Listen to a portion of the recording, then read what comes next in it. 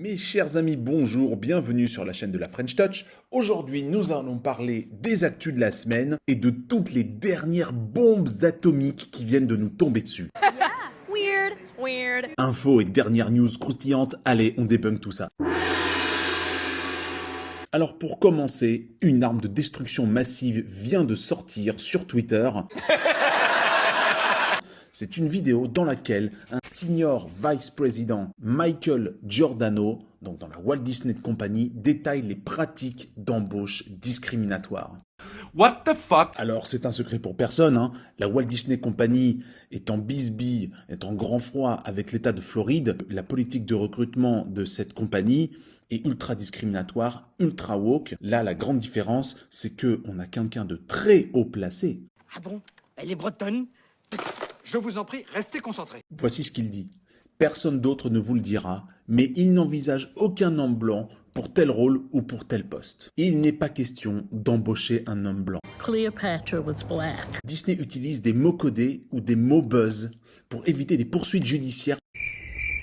Non mais écoutez, on est chez les dingues. Giordano admet également que Disney accorde des primes aux dirigeants qui pratiquent la diversité, l'équité et l'inclusion. Alors ça s'appelle la DEI. Je pense que c'est assez différent du score ESG, mais on doit s'en rapprocher. Ça incite à la diversité grâce à des incitations financières. Je crois pas qu'il y ait de bonnes ou de mauvaises situations. C'est une arme de destruction massive parce que c'est quelqu'un placé dans l'appareil de Disney et que pour avoir des avis des dirigeants, c'est quasiment impossible. Là, il vient d'ouvrir une boîte de Pandore. Les autres dirigeants, ils vont lui mettre des procès aux fesses. C'est pas possible.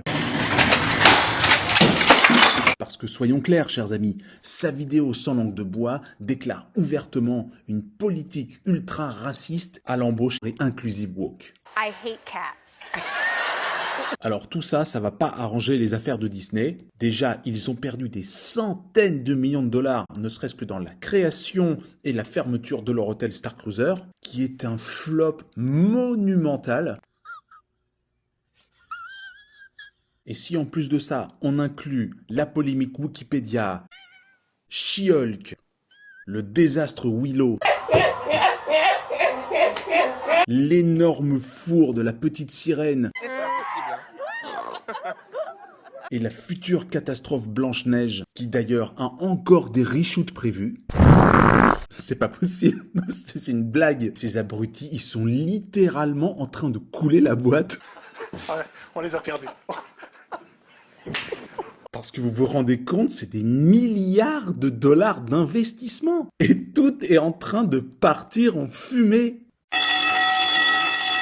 Alors certes, l'action Disney n'est pas tombée au niveau de 2020, c'est-à-dire lors du Covid, mais depuis 2021, l'action, elle a perdu la moitié de sa valeur. C'est énorme. Parce qu'il faut bien comprendre que chaque année, la plateforme Disney+ perd des millions d'abonnés. Sur l'année 2023, Disney a dépensé plus de 965 millions de dollars dans 4 flops monumentaux. Et si vous vous rappelez bien, en 2022, en février, ils ont dû licencier plus de 7000 emplois pour la plateforme Disney+. Please, no! No! Bref, ils n'arrêtent pas de colmater les brèches et c'est une véritable catastrophe financière qui s'annonce.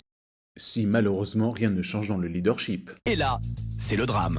Voilà, et donc pour continuer et terminer cette vidéo, voici les derniers potins.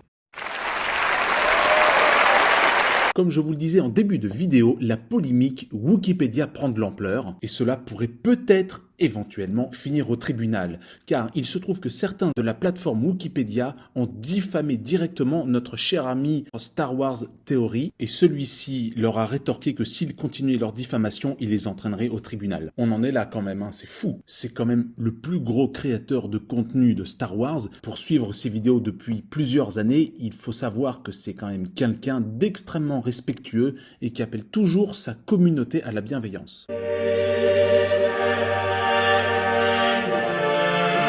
Également, pour ceux qui auraient suivi les news de ces derniers jours, vous êtes au courant que Amandla Stenberg a sorti une bombe à neutrons pour détruire tous les fans et le méga backlash qui est en train de se manger The Acolyte. Surtout, n'hésitez pas à aller voir ma vidéo sur le sujet, et si vous n'étiez pas au courant, vous allez halluciner. Une autre news confirmant ce que me disait un viewer lors de ma précédente vidéo de l'épisode 4, la scénariste Claire Kichel a répondu à une série de questions concernant le maître Jedi Ki-Adi-Mundi et le decision making de Dave Filoni. Et en fait, le processus scénaristique a commencé en disant que le maître Jedi Ki-Adi-Mundi n'était pas celui auquel ils avaient pensé à l'origine, ils avaient plutôt pensé au maître Jedi Yoda. Mais je me serais dit, mais vous fumez, monsieur. Non. Alors vous imaginez le backfire, la planète en feu, etc. Donc, comme techniquement Yoda n'était pas disponible, ils ont décidé de réécrire la bio de Ki-Adi-Mundi et cela a été validé en dernière instance par Dave Filoni. Personnellement, je m'en branle du moment que je fais plein de thunes. Oui, je suis un enculé. J'aime énormément l'argent. Et voici une autre news concernant Captain Marvel, alias Brie Larson. The Marvels étant le film le moins rentable du Marvel Cinematic Universe avec seulement 206 millions de dollars gagnés pour un budget de 270 millions. Tu mens, il ment. Ce quadruple flop a été un coup près terrible pour l'actrice qui, selon ses dires, attend que ce soit Marvel qui vienne la chercher afin de pouvoir reprendre son rôle. Donc elle ne fera absolument aucune démarche pour son rôle titre, ça nous rassure. Et puis une dernière petite news qui va vous faire sourire concernant la showrunneuse Leslie Helland. Bonjour, ceci est une intelligence artificielle. Je suis fatigué de parler et comme vous êtes français, j'imagine que vous ne pouvez pas aligner plus de 3 mots d'anglais, alors je vais traduire le texte. Dans une interview, l'ancienne assistante personnelle de Harvey Weinstein affirme que The Acolyte est l'œuvre d'art la plus importante qu'elle n'a jamais réalisée. On est vraiment très ému pour elle mais on préférerait quand même qu'elle mène sa destruction infernale ailleurs. Voilà, c'est fini pour les news aujourd'hui. N'hésitez pas à vous abonner, à partager, à liker, à commenter. C'était un plaisir pour moi de vous faire cette review de la semaine. En attendant, je vous souhaite un très bon week-end. À très bientôt. Ciao, ciao les amis.